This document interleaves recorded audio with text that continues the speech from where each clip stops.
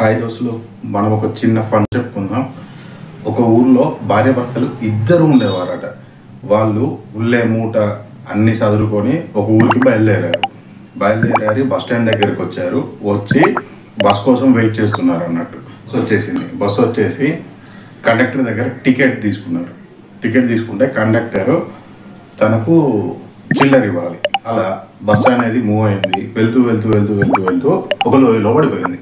వీళ్ళు భార్యాభర్తలు ఇద్దరు బయటపడి ఈత కొట్టుకుంటూ ఒడ్డుకు వస్తుంటే ఈ భార్య వెనక్కి తిరిగి ఆ ఈత ఆపేసి వెనక్కి తిరిగి చూసి ఎవరి కోసం వెయిట్ చేస్తుంది.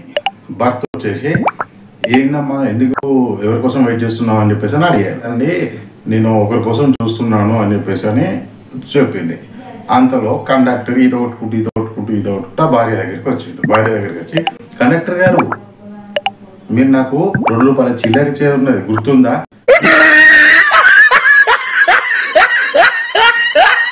అని చెప్పేసి అని అడిగిందట. అడిగితే ఆ కండక్టర్ ఉండి అమ్మ నీకు ఇప్పుడు ప్రాణం కావాలా ₹2 కావాలా?